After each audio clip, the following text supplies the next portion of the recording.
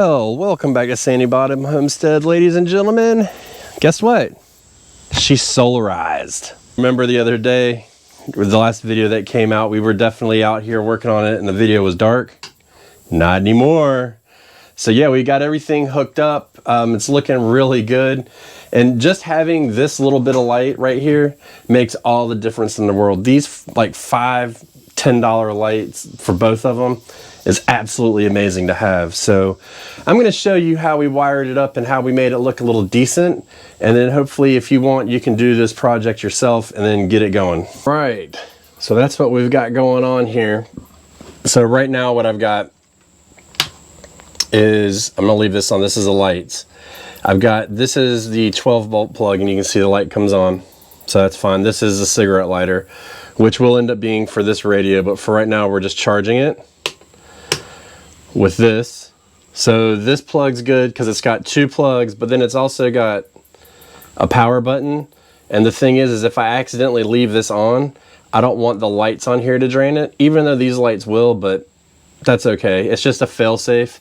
I had these laying around. I like the lights on them. It makes it a little bit more complicated to wire, but that's not a huge deal, and I'll show you that in a minute. And then this one right here is empty right now. It's wired and, no, it's not wired. I have to wire it, but it's ready to go for something else that we want to add to it. So I kind of built that in just because. So we have this extra, and I need to come out here. I don't really need to, but I'm going to label them just so like my wife can figure it out. You know, she's only going to need to hit pretty much these two switches, but if she wants to look, she'll be able to. And then here's the fuse box that we put in. Not totally necessary for everything except for the radio, which is very customized to me. So I'm not saying you have to do it, but for the radio, that we do need this because if it does blow a fuse, it'll protect the rest of the system. But if we take this off,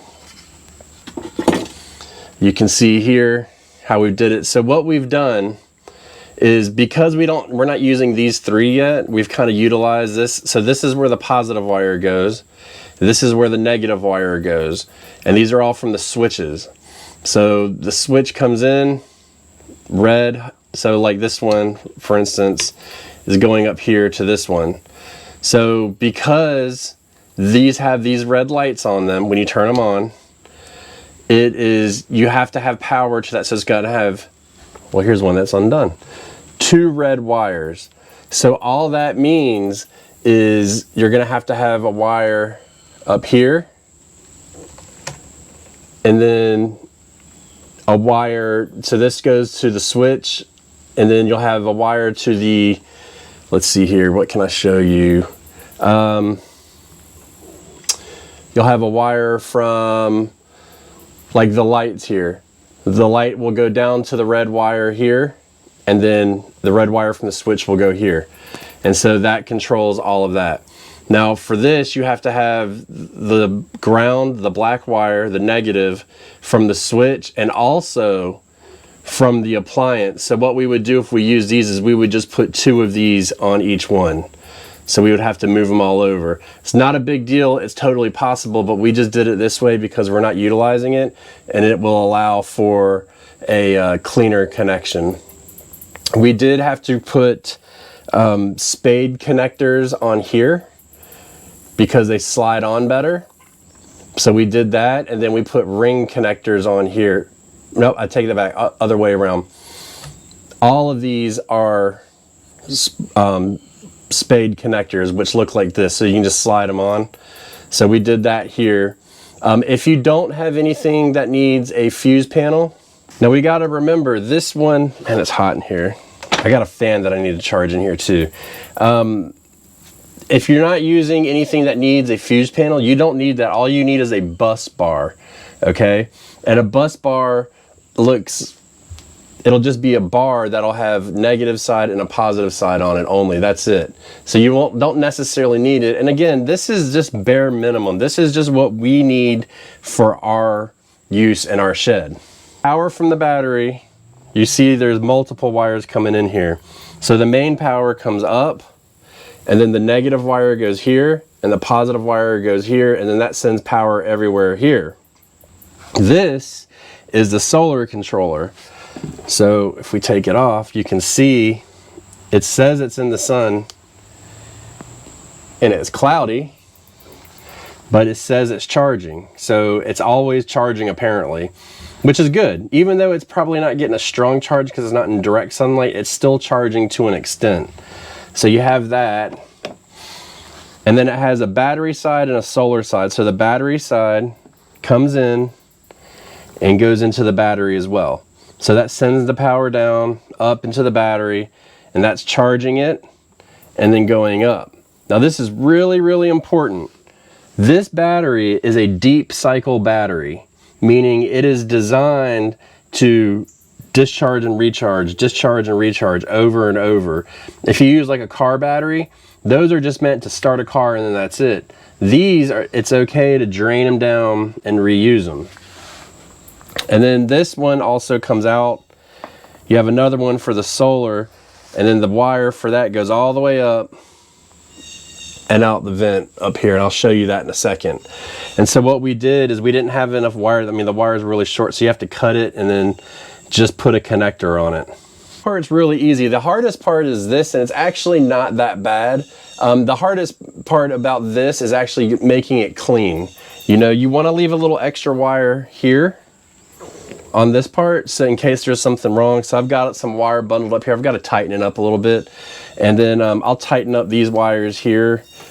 Thought you were looking at the wire, my bad. Tighten these wires up here and then kind of secure them the best I can, just so they're not flopping around. I mean, the problem is not only does it look bad, which is, I mean, it's a shed, whatever, but the problem is if something brushes it, it can pull that wire out. So we don't really want that to be an issue. This wire right here is a little short. I wish it was a little bit more play in it so I could, you know, put it up against here. And I can a little bit, but just not a lot. But other than that, I mean, it's not the end of the world. And so I've got to do a little bit more up here. The one thing that was really throwing me for a loop, and the only thing that really threw me for a loop is how to do it cleanly, were the lights here. So the lights, both lights run off of one switch. What we did is we ran it. This is how long the wire came. So we had to add wire to it, and then we ran it down.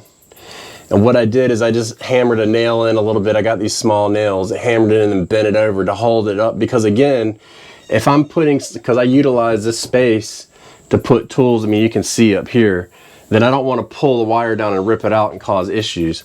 So we ran this wire down here, and then the other wire for the other light we ran down over, and then you come here, and these are little connectors. There's multiple ways you can do this, but we tied all of these into these two wires that go down, and these are meant to, I can't remember what these are called. I can't remember what they're called, I'm sorry, but you know, you can Google it. If I can find it, I'll put it in the comments. But these, you just put the wire in and then you snip it and then it makes a connection. But there's all kinds of different things you can use for that. And then the wire runs down, and so this is where I need to finish cleaning it up. Just put it like this so it's nice and tight, and then goes all the way down into the panel. And so that's the main part of it. As far as getting the wire in here, obviously you can drill a hole in the wall. I don't like to do that. I mean, my theory is I have a watertight structure. I don't really want to mess it up.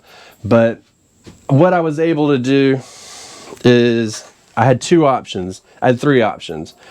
One was drill a hole in the wall, run the wire in. That's fine. The other one was drill a hole in the floor, makes it watertight, you know, because the water is going to drip down. It doesn't come up from the ground unless it's really bad. So that was another option.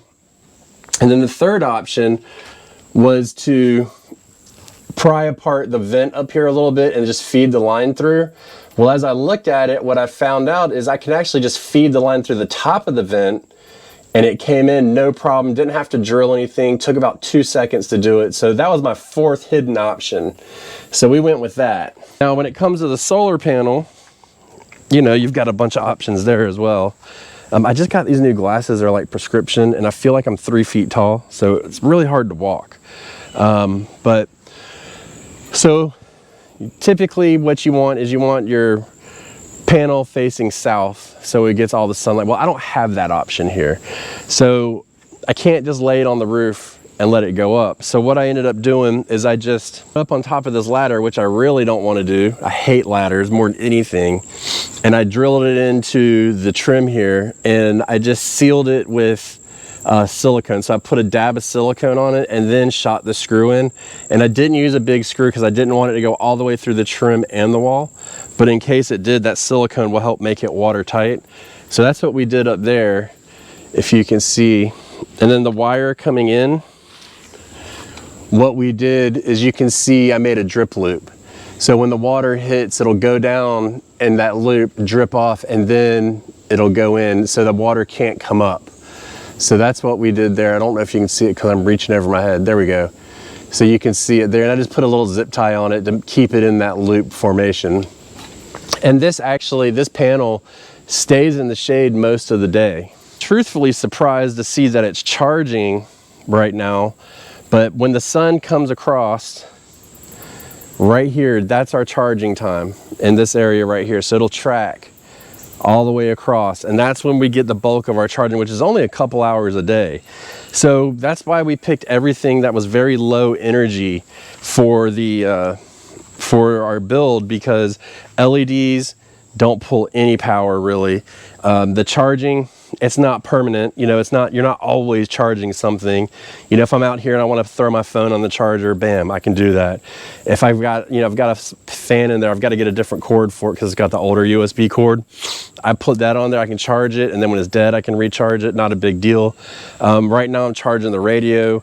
And then the other one, when I get that radio plugged in to the plug, I'm only going to be running it at night.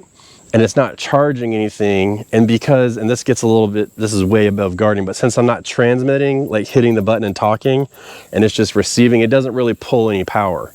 So it's not a big deal. Now, if I were to hit that button and start talking, then we only have a couple hours of battery on there. But that's not really gonna be much. Now I'm gonna end up putting an antenna on my shed, which I'm not gonna do that on the channel. You'll see it eventually. But for right now, because I do like to talk on the radio, it's fun. You should do it. So that's what we've done here. This whole build here, I didn't have, the only thing that I had here for this build were the screws, and most of the screws, I think I only used four of my own screws. So that's like, 10 cents. And then I had the switches. So I already had the switches. Other than that, the battery, which is a 20 amp hour battery, so it should be plenty for what I want to do, was 20 bucks. The switches, they cost about 10 bucks, and you get like 10 of them, so you have extras, which is why I had extra. The plug was like $6 or $7. The panel here was 8 bucks.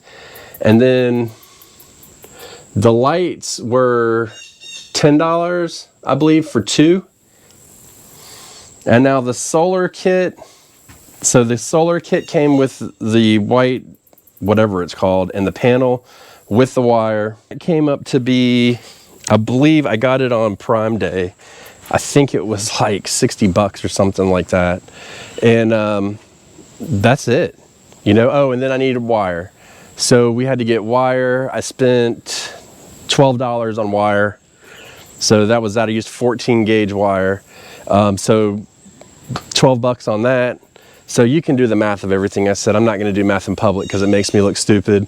And then the connectors, you can go on Amazon and buy like a multi-pack of connectors for nothing. For like 10 bucks, 5 bucks. And then you'll have enough to get this job done. And just know that if you use 14 gauge wire, you need stuff for 14 gauge. You get a multi-pack, you'll get spades, ring terminals, all that stuff. And then as far as tools go, I use a drill. Most people, if you're watching this channel, you need to have a battery operated drill. I had a drill, a hammer for the nails, which I had to use a little bit of nails. And then something to crimp the tools and strip the wire. And that's it. And again, if you're new to this stuff and you want to try it out, you can go on Amazon and you can just get like a starter kit that will work just fine. The only thing I need to do now is I need to come around, and everywhere that I made the connections, I need to, so like here, this connection here, I'm just going to come back with electrical tape and wrap it just to kind of keep it secure. And then just go around and just keep nailing everything down so it doesn't come loose. You know, like this one right here needs to be fixed a little bit. See how it can pop out? So I'll just come back and hammer this down a little bit more, and then just go through and do all that, and then we're done. That's it. So this is a very easy, make sure I don't fall down these stairs. That would be super embarrassing to do on YouTube. Get all of this done. It's a very cheap project for what you get, you know. I came out here last night and it lit the shed up like it was nothing. It was awesome. So I'm really happy with this. Just be realistic in what you want to use it for so you can get your power uses right. That's the important part. If you want to run an AC, you want to run a refrigerator, something like that, this isn't for you. But if you want to just have some lights and some charging, stuff like that, perfect. I don't have to get this inspected. I don't have to do anything. It's done. There it is. So if you're interested in doing something like this, let us know what you would use it for, or what you would run off of it in your shed, because this is a game changer. We now have power, and we could do something like this right there.